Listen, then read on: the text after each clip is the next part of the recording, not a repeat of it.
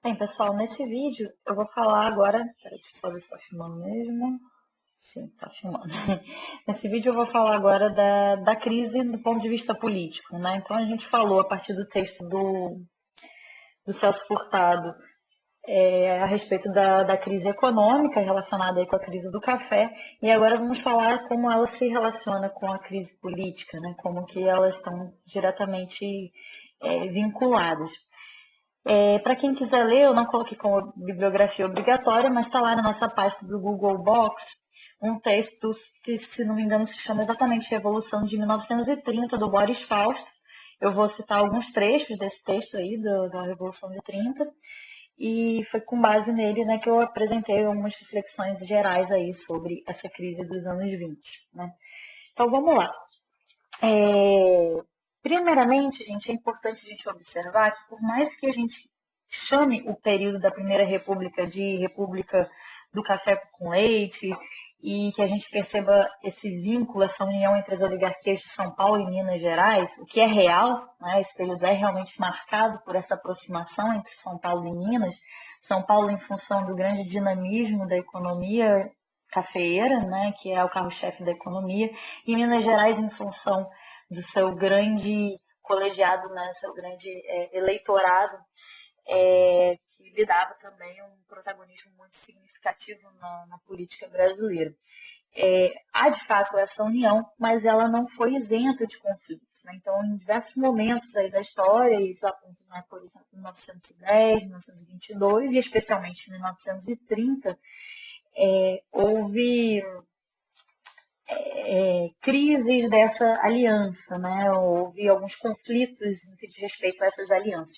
Mas foi apenas em 1930 que a gente vai ver o conflito definitivo, né? O racha que ocorre efetivamente entre Minas e São Paulo. Inclusive, é importante destacar que até os primeiros três governos, né, os três primeiros governos civis aí, desse período, após o fim aí da chamada República das Espadas, foram todos de São Paulo, o que demonstra essa hegemonia paulista, né? A gente vê essa discussão no texto da Emília Viotti, como ela aponta que os interesses por trás aí da instauração do regime republicano expressavam os interesses paulistas. Isso fica evidente nos três seguidos governos de paulistas após a República da Espada, que estava ligada aos setores militares que participaram da proclamação, né? Mas o regime republicano se consolida principalmente a partir desses três, né? A forma, a organização da Primeira República aparece a partir desses três.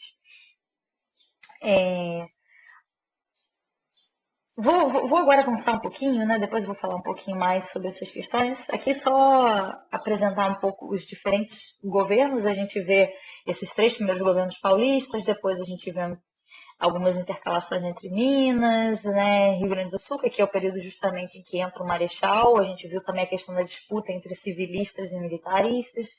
E alguns governos Minas, Paraíba, mas vinculado também a essa aliança, São Paulo. Então a gente percebe que há realmente esse predomínio Minas-São Paulo, mas vai ser justamente nesse período aqui, após a eleição do Júlio Prestes, ou melhor, no contexto da eleição do Júlio Prestes, que vai se dar a crise final aí da Primeira República, que é o tema que a gente vai abordar nesse vídeo de agora. Okay? Antes de chegarmos até o ano 1930, é importante a gente começar a falar sobre o governo Arthur Bernardes. Eu já falei um tantinho do Arthur Bernardes para vocês, porque o governo do Arthur Bernardes ele é muito significativo da crise que se instaurou na década de 20, anotar a própria situação em que o governo se deu, né? Todo o governo do Arthur Bernardes ocorreu em estado de sítio, né? No estado de sítio, o governo suspende uma série de direitos civis, suspende uma série de liberdades individuais, alegando que o Estado está em risco, como numa situação de guerra.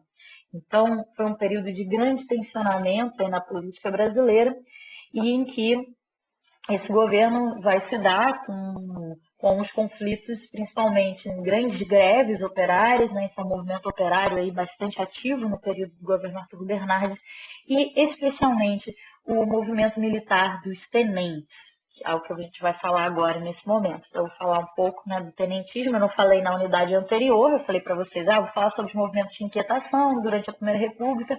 O tenentismo vou guardar, não vou falar dele agora, para falar dele no contexto da Revolução de 1930, porque os tenentes terão um papel decisivo, muito importante, na chamada Revolução de 1930. Então, deixei para falar deles agora, né? Então, houve uma série de manifestações desses tenentes nesse período aí. Por exemplo, no ano de 1924, teve revoltas tenentistas em São Paulo, no Mato Grosso, Sergipe, no Amazonas, Pará, no Rio Grande do Sul. E no ano seguinte teve início a chamada Coluna Prestes, que foi o grande movimento tenentista aí que se deu no período do governo do Arthur Bernardes, e continua, né, o tenentismo ele não acaba ao final do governo Arthur Bernardes, continua durante o governo do Washington Luiz, e depois vários tenentistas vão abraçar a causa da derrubada do governo eleito do Júlio Prestes, conforme veremos nos próximos slides.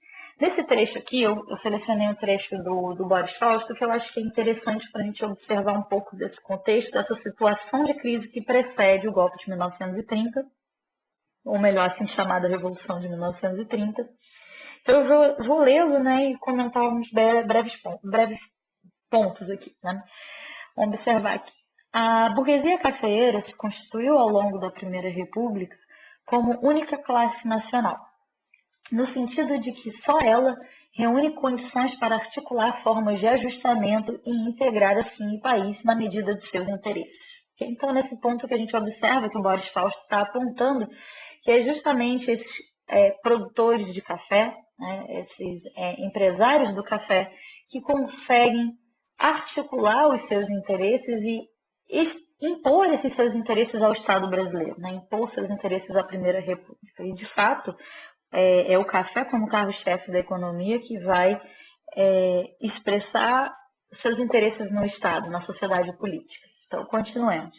Em face dela, não emerge nenhuma classe ou fração com semelhante força, capaz de oferecer uma alternativa econômica e política viável. Ou seja, não há uma disputa entre diferentes grupos, né, capitalistas do empresariado que consiga ameaçar esse poderio do café. A disputa no interior das classes dominantes tem a forma de um embate regional, mitigado pelos próprios limites da contestação.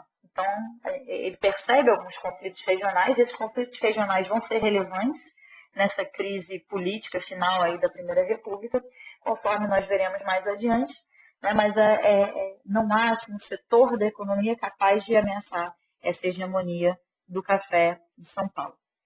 Tendo-se em vista a passividade da massa rural, né, ele considera que a imensa maioria da população rural seria passiva, quebrada por explosões importantes, mas desprovidas de conteúdo político, que aí ele aponta canudos e contestados, né, eu discordo que elas estão desprovidas de conteúdo político, me parece que elas têm sim conteúdo político, né, uma política que mescla com elementos religiosos, sem dúvida, mas elas não são desprovidas de conteúdo político.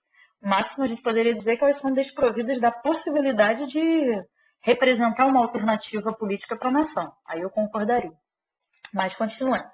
Os limites da intervenção do proletariado, né, ou seja, aí ele está se referindo por proletariado ao operariado, que eu acho que seria um termo mais apropriado de se utilizar, porque proletariado, para o próprio Marx, não é apenas o operário fabril, mas é aquele que não detém os meios de produção, né? Então, eu diria o operariado, ou seja, os trabalhadores da fábrica. A heterogeneidade das classes médias, dependentes em regras dos núcleos tradicionais. Então, considera que as classes médias urbanas elas são muito dependentes desses núcleos tradicionais, que é basicamente a economia do café. Então, para ele, o que seria o elo mais fraco do sistema é constituído justamente pelo exército. Então, o exército seria, nessa realidade aí, na interpretação do Boris Fausto, o setor mais autônomo em relação a esse grupo dominante, essa burguesia cafeeira. E, especialmente, dentro desse exército, o grupo dos tenentes, que são os baixos oficiais, né, de baixa patente. E como é que vai ser essa situação dos tenentes? Né? falar um pouquinho do tenentismo, os princípios deles e um pouco das ações que eles desempenharam. Aqui tem uma foto, né, à esquerda aí da imagem tem uma foto do tenente, né, no meio já aí da coluna, e ao lado uma matéria de jornal falando sobre a insurreição armada liderada pelo Prestes. Quais eram os valores aí desses tenentes, né? O que eles defendiam? Eles defendiam uma série de questões. Basicamente, eles estavam se opondo ao regime político da Primeira República, a forma como estava organizado o poder durante a Primeira República. Além disso, eles estavam permeados também pelo pensamento positivista, que nós já vimos anteriormente, era muito forte no meio militar. Então, eles tinham uma preocupação, uma valorização com a ciência extra, né, que eles viam com base nas ideias do positivismo, aquela noção da objetividade absoluta, né, aquelas discussões que nós fizemos na primeira unidade do nosso curso. Além disso, eles defendiam a instituição de uma educação pública voltada para as massas, algo que não havia, né? A gente sabe que a educação pública no período era uma educação voltada apenas para a elite. Inclusive, é muito para a elite, eu não gosto de usar muito o termo elite, né? Mas para os ricos, para os setores mais favorecidos aí da sociedade. Então, é muito interessante nessa discussão sobre a educação pública, que muita gente tem aquela coisa, a educação pública antigamente era muito boa e tal, e não se questiona, né, de para quem era essa educação, o quanto da população era ofertada essa educação pública, né? E no período da Primeira República, de fato, não estava voltado para as massas, né? Então, não havia uma educação pública voltada para as massas. O Estado não tinha essa preocupação de educar as massas, né? De instituir uma educação para a massa do povo brasileiro. Isso não está ainda colocado. Outro aspecto que eles criticam tremendamente é o voto aberto, né? Então, o voto, aquele voto de cabresto, né? O que muito se fala, se referir ao período, é o voto em que a pessoa é identificada quando ela está votando.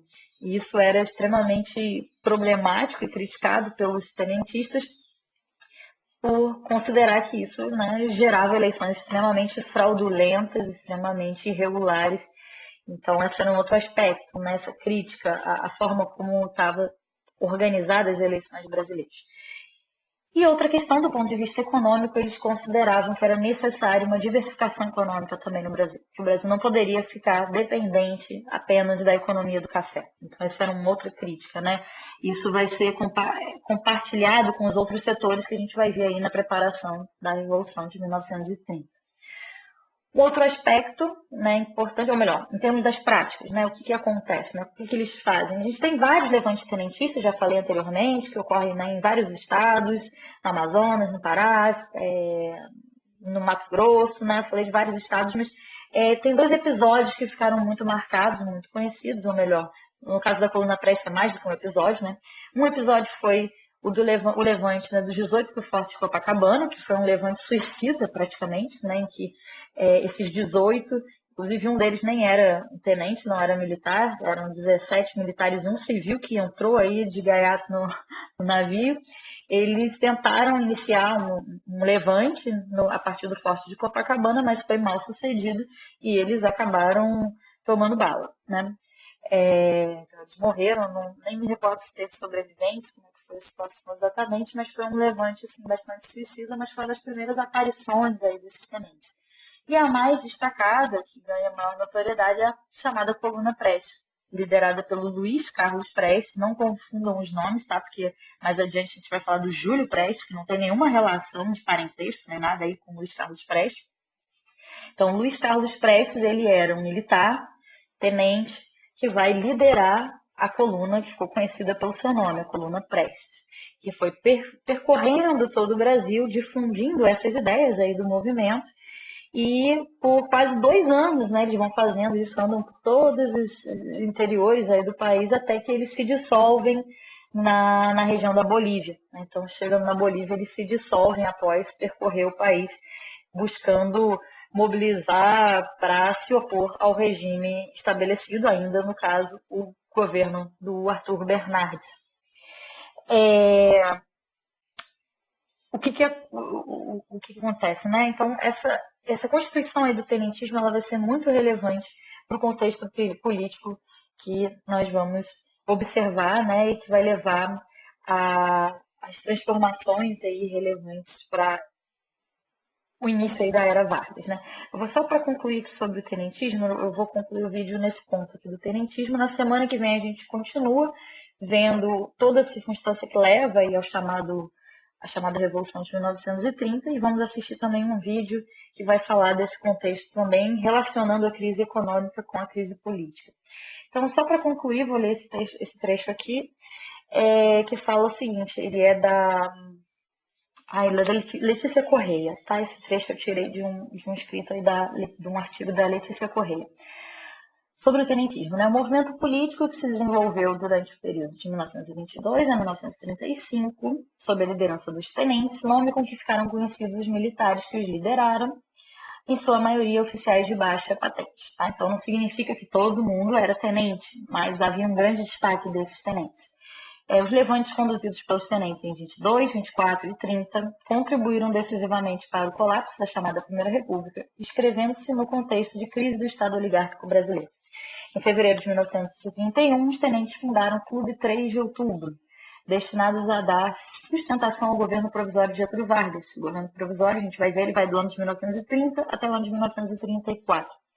Havia, no entanto, limites à atuação dos tenentes como movimento político que podem ser atribuídos ao fato de que eles não contavam com bases sociais definidas de sustentação, ao mesmo tempo que pretendiam implantar reformas que contrariavam os interesses políticos e econômicos dominantes. Tá? Então, esse clube, que apesar de ter sido criado para dar sustentação ao Vargas, no ano de 1935 ele foi dissolvido pelo próprio Vargas, né? Uma vez que o Vargas entende aí que era mais prejudicial do que favorável ao seu projeto político. Okay? Então, com isso, nós encerramos a discussão da aula de hoje. Na semana que vem, eu vou continuar falando sobre esse período da Revolução de 1930 e a gente vai ter por base um filmezinho, né? Apenas, na verdade, é um filme, ele é longo, se chama O Sonho Intenso, Um Sonho Intenso. É um filme interessantíssimo, eu recomendo vocês assistirem ele completo, né? Mas eu vou incluí-lo no apenas os 20 minutos, 20 e poucos minutos, são 22 minutos, que vai até o período que a gente está analisando. Ele é um filme que conta com a participação de vários historiadores e economistas brasileiros, que faz uma análise assim, do Brasil republicano, dando enfoque principalmente nas questões do âmbito econômico. Né? Então a gente vai ter pessoas como Francisco de Oliveira, José Murilo de Carvalho, né, que inclusive a gente leu o texto dele sobre o João Cândido, o texto de José Murilo de Carvalho, Maria da Conceição Tavares, que é uma economista portuguesa, mas né, radicada no Brasil, que estudou, ele já faleceu, né, mas que estudou a economia brasileira. Então a gente vai ter vários nomes, tem o Lessa também, a gente vai ter vários nomes importantes aí da intelectualidade brasileira. Tanto economistas como historiadores, que eu acho que vocês vão gostar bastante do vídeo. E ele vai ser o nosso material de base para a discussão da semana que vem, ok? Então, nos vemos na sexta-feira. Um abraço, não esqueçam de fazer atividade e até breve.